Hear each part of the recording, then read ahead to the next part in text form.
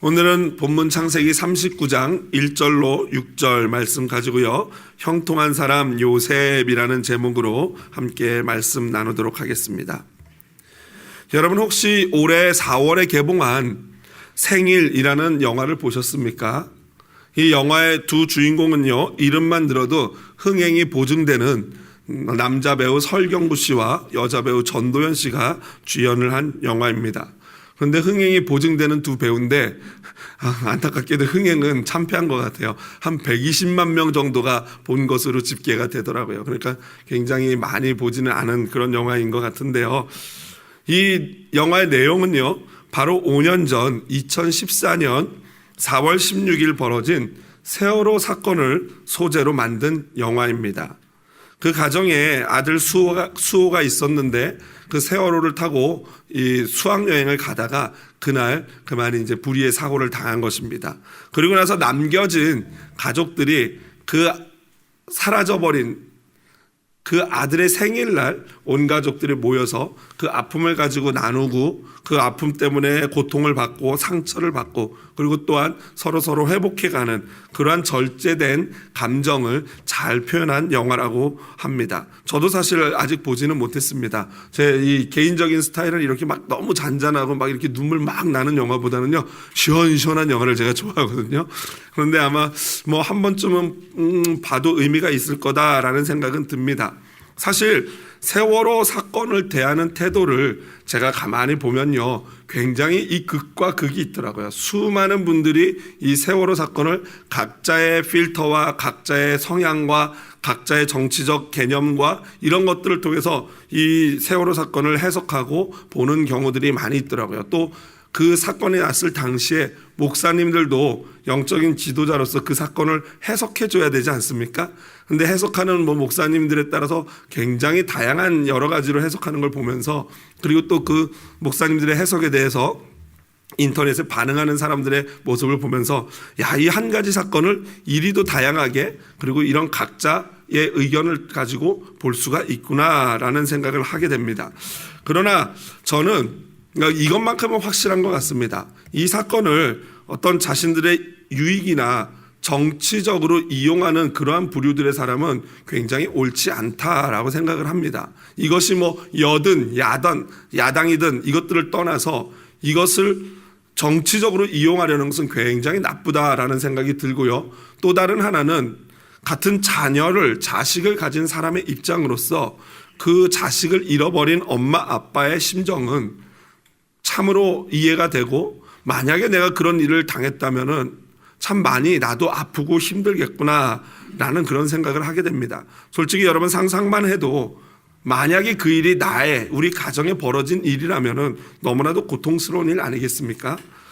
이제 5년이 지나서 그 사건과 관련된 영화를 만들 정도로 이제 사람들이 평정심을 찾은 것 같습니다. 그런데 지난 주 중에 또다시 우리 마음에 잔잔해지려는 우리 마음에 돌이 아니라 바위를 던지는 듯한 사건이 하나 벌어졌습니다. 그것은 지난 29일 헝가리 부다페스트 다뉴브 강에서요, 소형 유람선 허블레아니라는, 헝가리 말로 하면은 인어라고 합니다. 그 허블레아니라는 그 배가 자그마한 유람선이요, 강에 떠다니는 한강 유람선 같은 유람선인데, 그 강에 떠다니는 또 다른 큰 유람선과 충돌을 했어요. 영상을 보니까 우리 한강보다도 3분의 1 정도밖에 안 되는 좁은 강인데 수많은 배들이 왔다 갔다, 쉴 새 없이 왔다 갔다 하더라고요. 그런데 그 큰 배 부딪히고 얼마 안 지나서 그 작은 배가 바로 그냥 침몰을 하게 됩니다. 그런데 35명의 선원들까지 합쳐서 35명의 탑승자가 있었는데, 안타깝게도 거기 탄 모든 이 승객들이 다 우리 한국 사람이었던 것입니다. 그래서 구조되신 분은 윗가판에 있었던 7명 정도만 구조가 되고요, 나머지 8명은 사망, 그리고 나머지 분들은 아직도 시신을 찾지 못하는 그런 실종자 처리가 되어 있습니다. 특별히 비가 오고 강의 유속이 굉장히 빨라가지고 구조하는데 어려움을 겪고 있고요.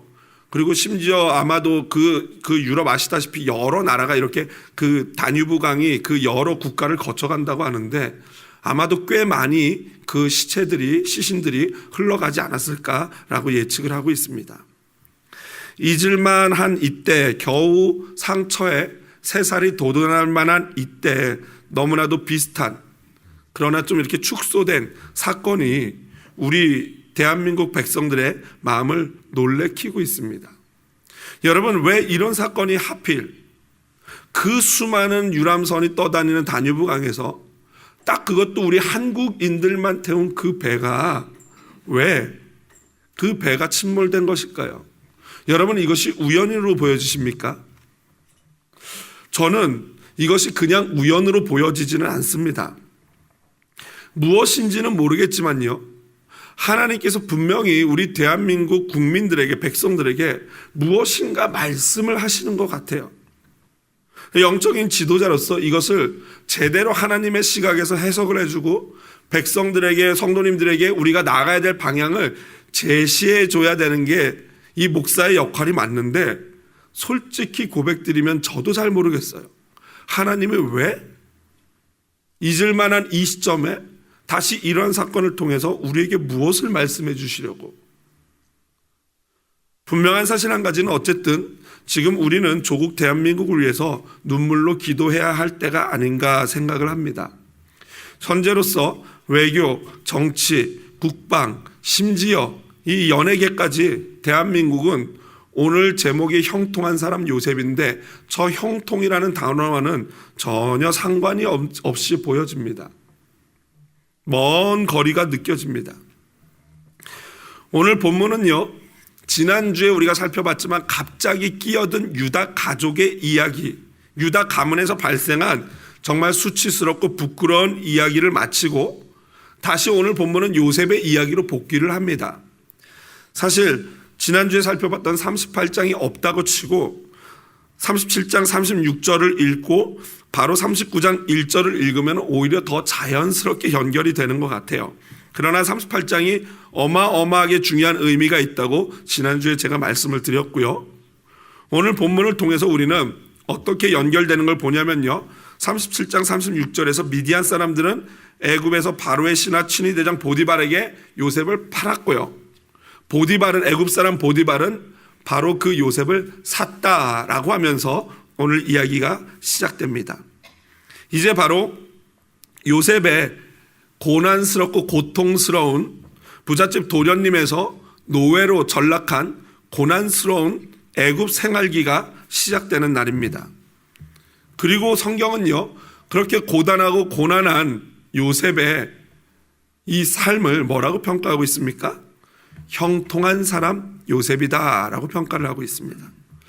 과연 요셉이 형통한 사람입니까? 도대체 형통이 무엇이길래 성경은 요셉을 형통한 사람이라고 표현하고 있을까요? 그것도 한 번이 아니고 여러 번에 걸쳐서 이 39장에서는 그 표현을 쓰고 있습니다. 먼저 1절을 살펴보면요, 요셉이 이끌려 애굽에 내려갔다라고 합니다. 애굽으로 내려갔어요. 그렇죠? 높은 도련님의 자리에 있다가 애굽으로 노예 신분으로 나락으로 떨어져 버린 것입니다. 그런데 여러분, 이게 끝이 아닌 거 아시죠? 다음 주에 우리가 살펴보겠지만 노예로만 떨어진 게 아니라 이제 누명을 쓰고 감옥으로까지 내려가게 됩니다. 떨어지게 됩니다. 비하하는 것입니다. 어쩌면 이것은요, 앞으로 이스라엘에게 닥칠 이스라엘 유대인들의 운명을 예고하는 예고편과도 같은 것입니다. 그를 산 사람은 그나마 다행히도 바로의 친위대장인 보디발입니다. 인격도 꽤 괜찮아 보이는 사람이고요, 매우 영향력 있고 막강한 권력의 당시의 소유자였던 사람이었습니다. 그의 이름이 보디발인데 애굽 이름인데요, 그 뜻을 살펴보면은 라가 주신 자, 라는 태양신입니다. 또는 레라고도 하는데 라, 태양신이 주신 자라는 뜻의 이름이 바로 보디발입니다. 그리고 이것은 나중에 창세기 41장 45절에 보면은 요셉의 장인 이름이 나오는데 요셉의 장인 이름이 보디베라예요. 그런데 그 이름이 보디발과 거의 동일한 이름입니다. 어쨌든 이렇게 보디발의 집에 팔려간 요셉을요, 성경은 아까도 말씀드렸지만 보시면은 형통한 자가 되어라고 2절에 기록하고 있습니다. 그가 형통한 자가 되어라고요. 여러분, 이 사실에 동의하십니까? 만약 아멘이라고 대답할 수 있다면은 여러분, 우리가 기도할 때 그런 생각을 하셔야 될 것입니다. 하나님, 내가 형통한 자가 되게 하여 주시옵소서, 형통하게 하여 주시옵소서 기도할 때 뭘 염두에 두셔야 됩니까? 이렇게 기도하다가는 어느 날 노예로 팔려갈 수 있다. 염두에 두셔야 됩니다. 하나님, 내가 삶이 형통하고 만사 형통케 하여 주시옵소서 믿습니다라고 기도하면은 어느 날 내가 누명을 쓰고 굉장히 억울한 옥고를 치를 수도 있다라는 것을 전제하고 기도해야 된다라는 것입니다. 여러분, 정말 그렇게 기도하실 수 있겠습니까? 정말 그의 형통한 것에 동의하십니까? 그럼 과연 여기 성경이 말하는 형통은 무엇인가?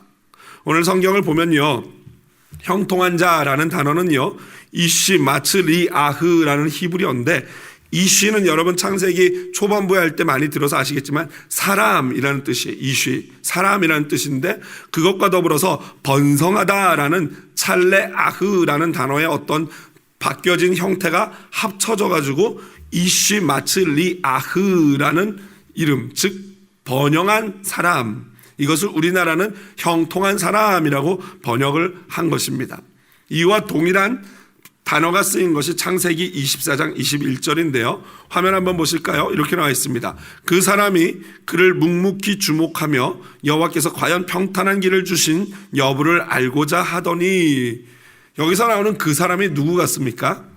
창세기 24장이면 어느 정도 얘기일까요? 우리 이미 지나온 데인데요.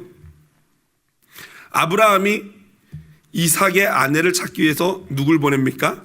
종을 한 사람 보내죠. 그 종이 엘리에셀입니다. 바로 그 사람이 바로 엘리에셀입니다. 조용한 영웅이라고 제가 말씀드렸던 엘리에셀.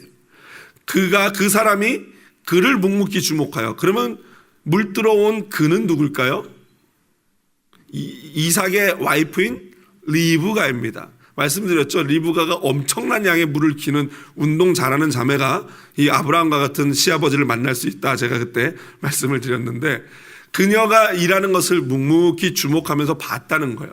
그러면서 여호와께서 과연 평탄한 길을 주신 여부를 알고자 하더니, 저기서 나온 평탄한 길이 뭐예요? 형통한 자라고 할 때 쓴 같은 형통이라는 단어인 것입니다.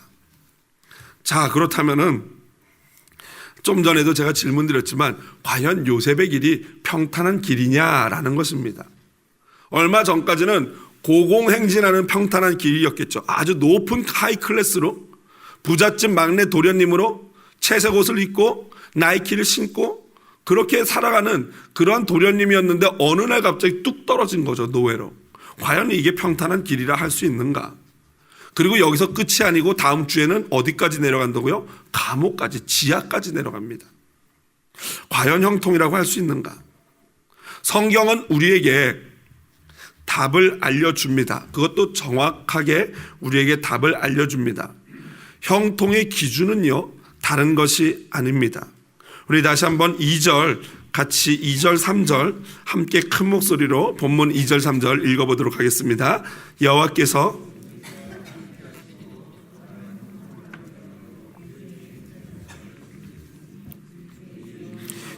그와 함께 하심을 보며 또 여호와께서 그의 범사에 형통하게 하심을 보았더라. 아멘.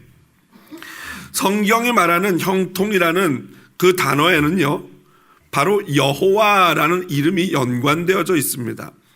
하나님의 이름인 여호와라는 이 이름은요, 요셉의 전체 이야기 가운데 딱 요 39장에만 등장을 합니다. 신기하게도. 요셉의 이야기가 이 뒤에도 창세기 끝날 때까지 계속되지 않습니까? 그럼에도 불구하고 여호와라는 이름이 등장하는 건 딱 요 39장이에요. 그리고 여기서 총 7번을 등장합니다. 한번 보시겠습니다. 2절에 나와 있습니다. 그리고 3절에 2번 나와 있습니다. 그리고 5절에도 2번 여호와께서 나와 있고요. 여호와의 복이라고 나와 있습니다. 그리고 21절에 보면은 여호와께서라고 나와 있고요. 마지막으로 23절을 보면 여호와께서 요셉과 함께 하심으로 여호와께서 그를 범사에 형통케 하셨다라고 나와 있습니다.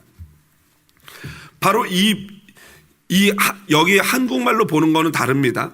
이제 원문에는 7번 나온 거고 한국말은 요 마지막에 2번 나왔기 때문에 8번이 될 수 있는데 원문에는 7번 나온 거죠.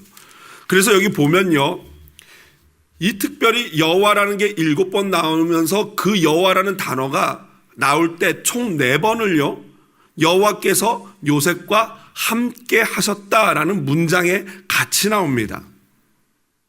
그러니까 보시면은 오늘 우리가 보시면 알겠지만 2절에도 여호와께서 요셉과 함께 하심으로, 3절에도 여호와께서 그와 함께 하심을 통해서 볼 때 우리가 알 수 있는 것은 형통한 사람이라는 것은 어떤 사람입니까?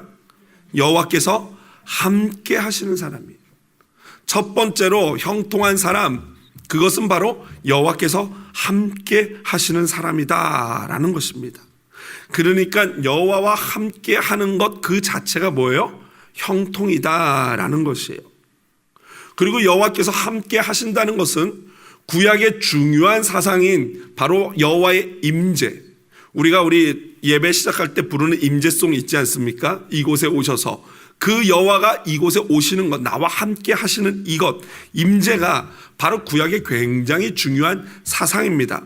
그러므로 오늘 본문에서 우리가 발견할 수 있는 형통한 사람의 첫 번째 특징은 여호와께서 함께하는 사람이에요. 그런데 구약에서 여호와와 함께하는 사람들의 공통적으로 나타나는 3가지가 있어요.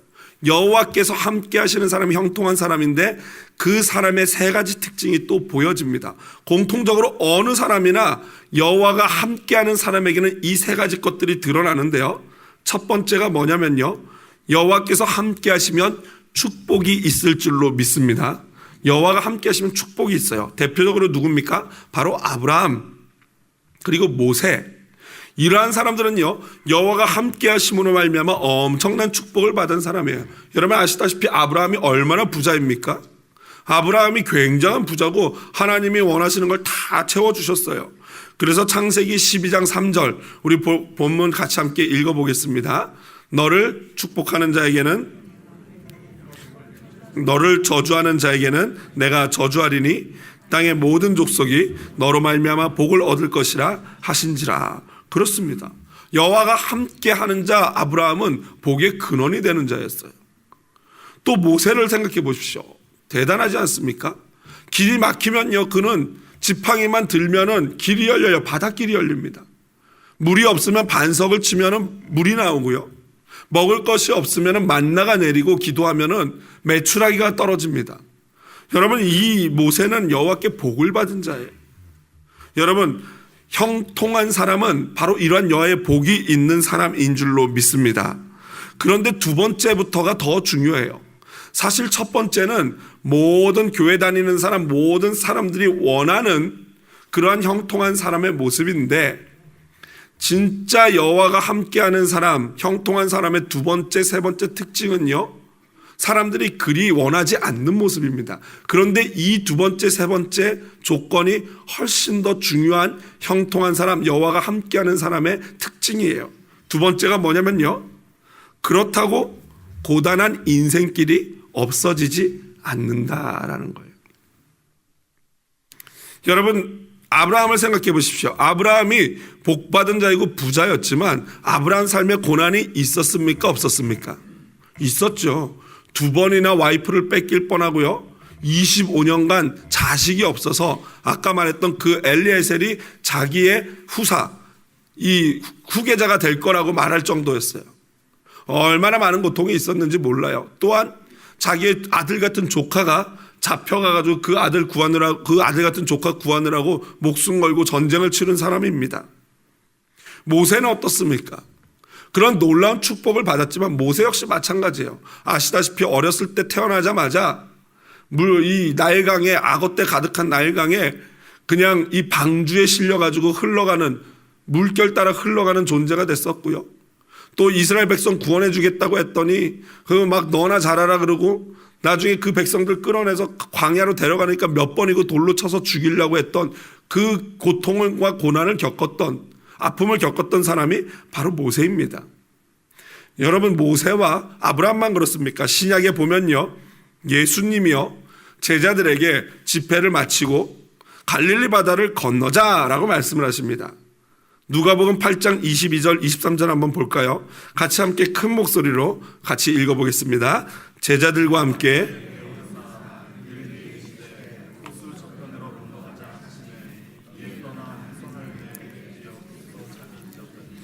마침 광풍이 호수로 내리침에 배에 물이 가득하게 되어 위태한지라. 여러분, 지금 제자들은요, 누구의 명령에 따라서 갈릴리 호수를 건넙니까? 하나님, 예수님의 명령에 따라서 호수를 건너기 시작합니다. 그런데 무엇이 왔다고요? 난데없이 풍랑이 들이닥치고 거의 죽게 생겼습니다. 여러분, 이 배에는 누가 계세요? 예수님이 계십니다. 그럼에도 불구하고 고난이 있는 것이 바로 우리의 인생이에요. 우리는 하나님이 함께 하시면 고난이 없기를 바라지만 그것은 하나님과 함께 하심과는 별개의 문제예요. 하나님이 함께 하셔도 고난은 있다라는 거예요. 있을 수 있다라는 거예요. 원하지는 않지만. 그리고 진짜 하나님이 함께하는 자, 형통한 사람은 고난이 있어도 그 고난을 너끈히 이겨내는 사람일 줄로 믿습니다. 요셉처럼요. 세 번째로, 여호와께서 함께하는 자, 형통한 사람의 특징은, 세 번째 특징, 이게 제일 중요합니다. 여호와께서 함께하시는 자에게는요, 도덕적, 신앙적인 책임이 따릅니다. 여호와께서 함께하는 자는요, 반드시 도덕적으로 높은 도덕적 정신과 신앙적인 책임감이 있는 사람이 여호와께서 함께하는 사람이다라는 거예요. 이것이 없는 사람은요, 감히 여호와가 함께하는 사람이다라고 말할 수가 없어요. 반대로 말해서, 그러면은 하나님 믿지 않고 성실하고 도덕적인 사람은 여호와가 함께하는 사람이냐? 그건 또 그렇지 않습니다. 믿음이 있으면서 성실하고 도덕적인 책임을 다하는 사람이 여호와께서 함께하는 자다라는 것이에요. 여호와께서 함께하시는 자는요, 진짜 형통한 사람은요, 반드시 도덕적이고 신앙적으로 성숙한 인격을 드러내게 되어 있습니다. 왜 그러냐면요, 그러한 사람은요, 매일매일 순간순간마다 코람데오의 정신으로 살아가기 때문이에요. 코람데오, 하나님 앞에서 어떤 일을 하든 어디에 있든 무엇을 하든지 간에 하나님이 내 곁에 계신다, 하나님이 여호와가 함께 한다라는 생각을, 의식을 잃지 않는 거예요. 그러다 보니까 성숙한 인격을 갖지 않겠습니까? 무슨 말을 하려 그러다가도 여기 옆에 누가 계셔요? 예수님이 계시다라고 생각하니까 함부로 말을 못하는 거예요.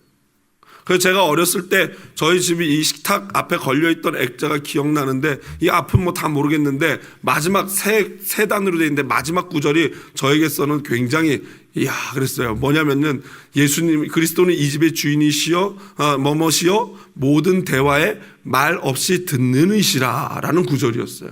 제가 그걸 보면서 뭐라 그랬냐면, 어머니한테, 어머니 예수님 정말 답답하실 것 같아요 그랬어요. 모든 대화에 말없이 들으신대요. 여러분, 참 감사하면서도 동시에 약간 섬찟하지 않습니까? 모든 대화에 말없이 듣는 이시라.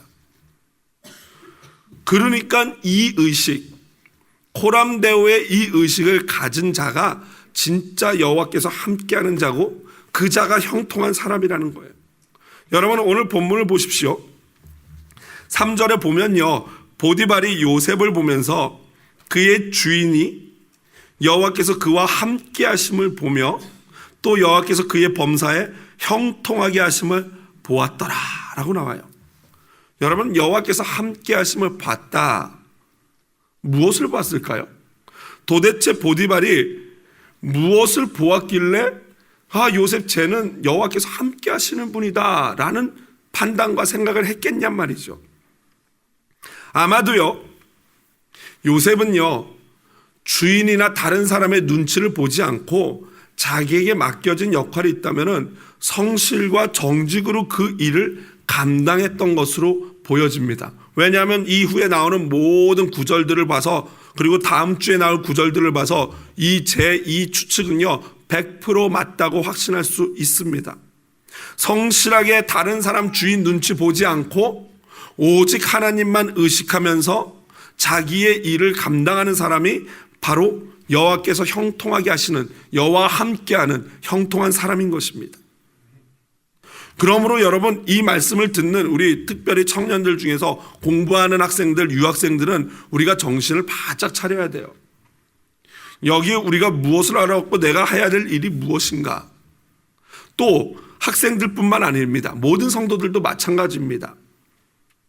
과연 내가 일을 하는 장소에서 어떻게 일을 하고 있는가. 주인 눈치를, 사장님 아니면 회장님 눈치만 보면서 그냥 그것만 피해가지고 그냥 시간만 때우는 그런 일을 하는가. 아니면 진짜 내가 주인 의식하지 않고 하나님만 의식하면서 최선을 다해서 직장에서 그 일들을 감당하고 있는가. 반대로 주인이시라면은, 비즈니스의 어떤 주인이시라면은 주인으로서 내 위에 상전, 즉 우리 회장님 누구십니까? 여호와 하나님이 계시다는 것을 날마다 인식하고 직원들에게 사랑과 하나님의 모습을 보이고 있는가? 이것이 우리에게 숙제인 것입니다. 진짜 여호와께서 함께하는 형통한 사람은 그러한 인격적인 도덕적인 모습이 있다라는 거예요.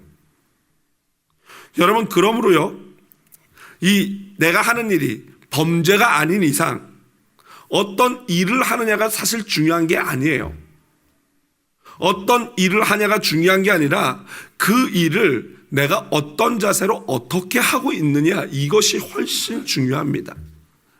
그래서 유명한 학자가 말했듯이, 종교개혁자가 말했듯이, 어떤 청소부는 이 청소를 비록 청소를 하지만 어떤 한 사람은 이놈의 인생 그냥 이 다음에 더러운 이런 거나 치워야 되다니 진짜 억울하다 이렇게 하는 사람이 있는가 하면, 어떤 사람은 똑같은 청소 일을 하면서도 내가 하나님이 지으신 이 지구 온 자연을 한 부분을 내가 깨끗하게 하는 사명을 감당하는구나 라고 생각하는 사람도 있습니다.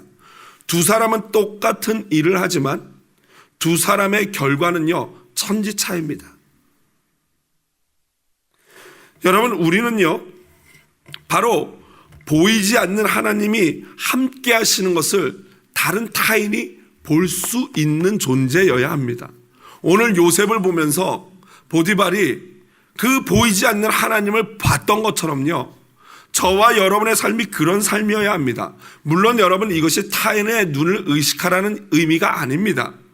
그러나 타인의 눈을 의식할 필요는 없지만 타인이 우리를 어떻게 평가하느냐는 굉장히 중요한 것입니다. 우리는요, 보이지 않는 하나님을 보여줘야 하는 존재들입니다. 바로 그러한 자가 형통한 사람들인 것입니다. 우리는요, 형통을 1번만이라고 생각을 해요. 많은 기독교가 옛날에는 1번만 형통한 사람이라고 가르쳤어요. 사업도 잘 돼야 되고, 몸도 건강해야 되고, 돈 많이 벌어야 되고, 자녀들도 시집장가 잘 가고, 애들도 쑥쑥 잘 낳고, 건강하고, 애들이 좋은 직장 갖고, 이게 형통한 사람이다라고만 생각을 했어요. 맞습니다. 성경이 말하는 바가 그거 맞아요. 그런 축복을 위해서도 우리가 기도하고 바라야 합니다. 그러나 그거보다 더 중요한 것은 사실 신약으로 넘어갈수록, 신약 은혜의 시대를 살아가는 오늘날에는요, 2번과 3번의 요소가 훨씬 더 형통한 사람의 조건으로 강조되어지고 있습니다. 무엇입니까? 바로 고난이 있어도 믿음으로 너끈히 그것을 이겨내는, 눈물을 흘려도 하나님이 주신 사명이라면 그 고난의 길을 가는, 그리고 도덕적으로 신앙적으로 책임을 지고 성숙한 신앙 인격을 갖는, 이것이야말로 진짜 여호와께서 함께하는 형통한 사람의 놀라운 특징이고 그러한 사람들이 공통적으로 갖고 있는 모습이다라는 거예요. 다윗을 생각해 보십시오. 요셉을 생각해 보십시오. 모세를 생각해 보십시오. 그리고 우리 예수님을 생각해 보십시오. 어떤 한 사람도 자신에게 주어진 삶에서 하나님만 의식하지 않고 하나님만 의식하고 최선을 다하지 않았던 사람이 한 분도 없습니다. 방금 열거한 분들은 모두 다 여호와와 함께하는 형통한 사람이었는 줄로 믿습니다. 그런 점에서요, 보디발은 매우 지혜로운 사람입니다. 왜요? 그것을 알아봤어요. 하나님이 함께하는 사람을 믿음이 없는 불신자이고 이방인이지만 그 요셉을 보면서 쟤는 뭔가 다르다. 쟤는 하나님이 함께하는 애구나 라고 봤다는 거예요. 그래서 그를 발탁해서 가정의 총무로 세웁니다. 그리고 자신의 모든 것을 맡깁니다. 여기 나오는 가정 총무는요, 이 왜 유럽의 큰 대저택에 있는 집사와 같은 그러한 역할을 하는 사람이었습니다. 이 신약 성경에는 그러한 버틀러를 뭐라고 설명하냐면은 우리나라 말로 청지기다라고 표현을 합니다. 이 청지기는요, 같은 노예, 신부는 노예이기는 한데 노예들 위에 있는 군림하는 그러한 노예였습니다. 그래서 이 청지기는 권한이 꽤 많아서 집안의 모든 것을 관장할 수 있는 권한이 있었고요. 그리고 심지어는 주인의 자녀가 있으면 그 자녀를 가르치고 야단치고 학교에 데리고 갔다 데리고 오는 그런 일까지도, 가정교사 역할까지도 하는 것이 바로 청지기였던 것입니다. 그래서 이 청지기를 또 다른 말로 뭐라고 표현하냐면 몽학선생이다 라고 사도 바울이 갈라디아서 3장 25절에 말하고 있어요. 믿음이 온 후로는 우리가 몽학선생, 옛날 우리 개역 성경에는 몽학선생이라고 번역되어 있고 지금 저희가 보는 우리 교회 성경은 개역 개정에는 초등교사라고 되어 있는데 바로 그가 청지기인 것입니다. 보디발의 이러한 사람 기용은요, 정확했습니다. 아니, 아마도 보디발이 보기에도 부정할 수 없는 무엇인가가 분명히 하나님이 함께 하심에 대한 증거가 요셉에게 보였겠지요. 저는 아마도 그 요셉에게서 보디발이 본 게 다른 게 아니라 세 번째 요소. 노예이면서도 노예 근성이 없고, 보통의 노예들은 어떻게든지 이 주인 눈치만 보고 주인에게 잘 보이려고 하고 안 보면 농땡이 치려고 하는 것이 노예인데, 이 요셉은 그러한 노예 근성이 없이 맡겨진 일에는 뭐 죽었다 깨나도 최선을 다해서 그 일을 감당하는 거예요. 누가 보든 안 보든 그 일들을 감당하고 성실하게 그 일을 해오는 것을 보디발이 보면서 쟤는 하나님이 함께하는 사람이다. 어떤 일을 맡겨놨더니 처음에는 조그만 일을 맡겨놨더니 그냥 2차적으로 해가지고 아주 깔끔하게 그 일을 처리해 놓는 거예요. 좀 더 큰 일을 맡겨봤더니 성실하게 밤잠 안 자고 그 일을 마무리해 놓는 거예요. 그걸 보면서 보디발이 저 친구는 하나님이 함께한다 라고 확신한 것이죠. 그리고 보디발의 판단은요, 엄청난 유익을 가져옵니다. 5절 6절 한번 보실까요? 다 같이 5절 큰 목소리로 먼저 5절 읽어보겠습니다. 그가 요셉에게 자기의 집과 그의 모든 소유물을 주관하게 한 때부터 여호와께서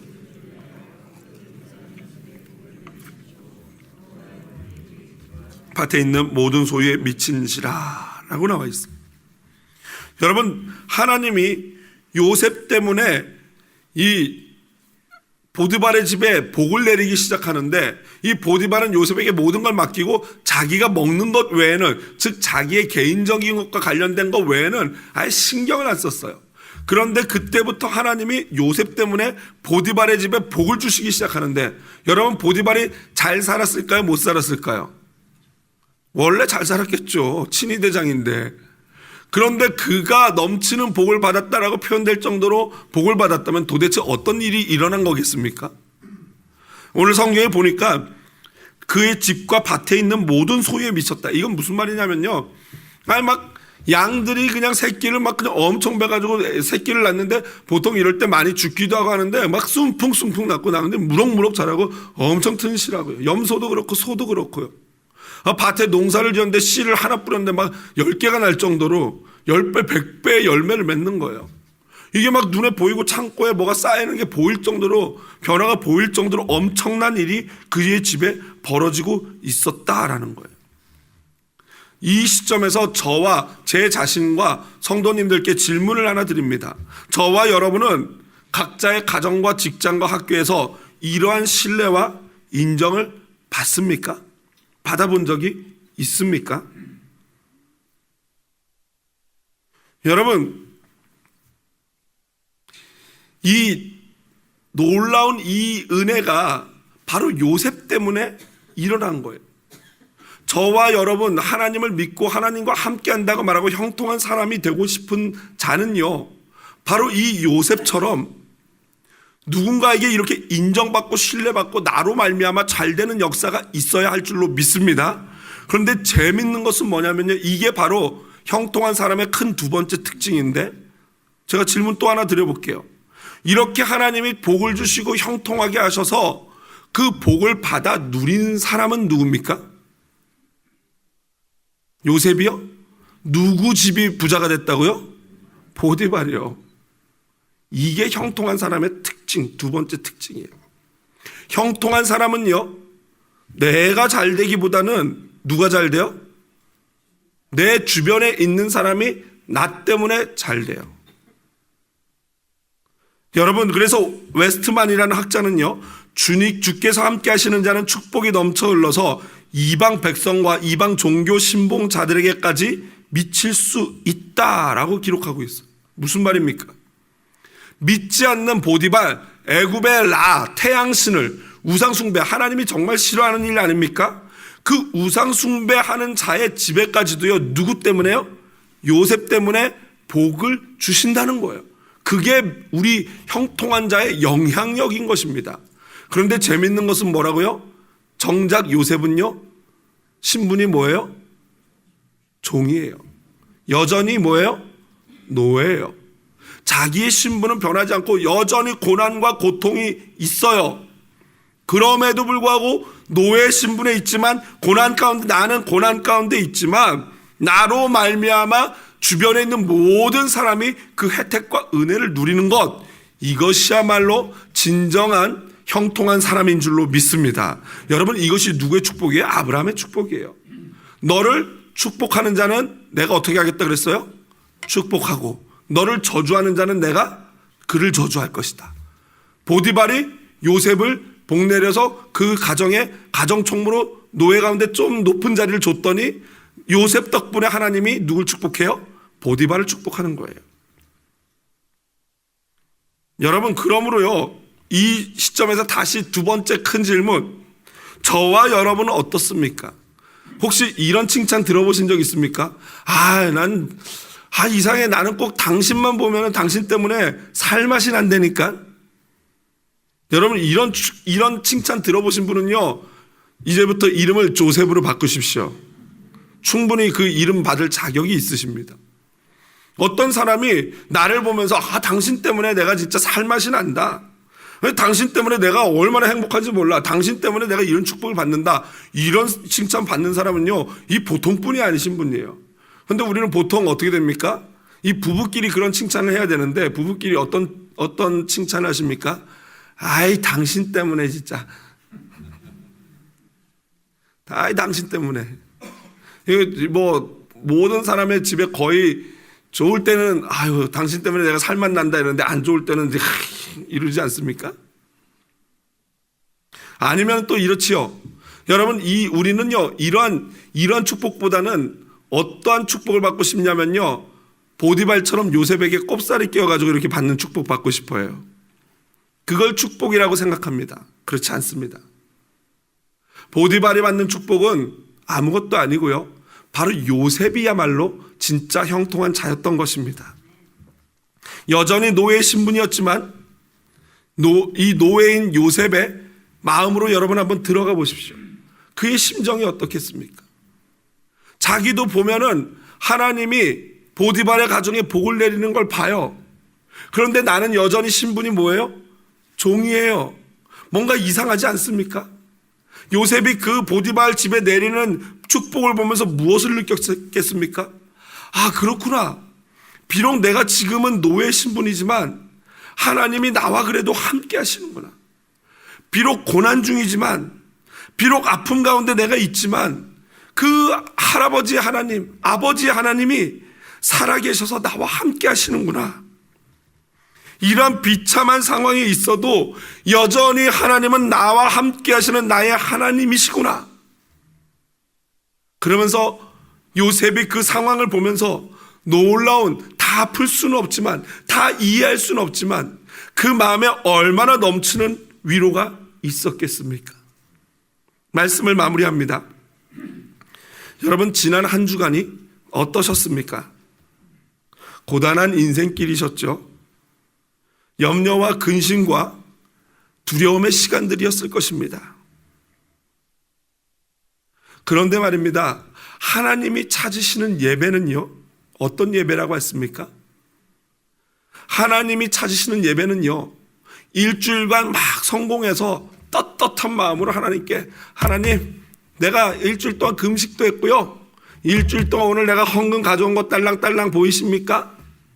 내가 또 이 어려운 사람들한테 구제도 했고요, 이러면서 떳떳하게 하나님께 오는 바리새인들의 예배를 받으시지 않으십니다.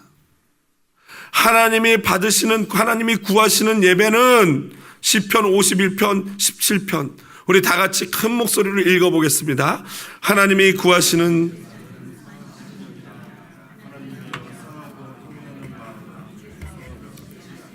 아멘. 어렵고 힘들고 두려운 노예의 삶과 같은 상황에서도요, 오직 하나님만 생각하고 주인이 보든 안 보든 성실하게 나에게 맡겨진 자리에서 최선을 다하고, 나에게 주어지는 어떤 특별한 이득이 없어도 다른 내 주변에 있는 사람들이 나로 말미암아 그 혜택을 누릴 수만 있다면, 그리고 그 일주일 동안에 고단하고 힘들고 고통받고 아팠던 그 마음으로 이곳에 와서 하나님을 전심으로 예배한다면 바로 그가 형통한 사람인 줄로 믿습니다. 바로 그가 하나님이 함께 하시는 사람입니다. 임마누엘, 예수 그리스도께서 우리와 하나님이 되셔서 함께 하십니다. 저와 여러분의 그 별명이 임마누엘, 하나님이 함께 하신다. 나는 그러한 하나님의 사랑하는 자녀요 성도 되시기를 주님의 이름으로 축복드립니다.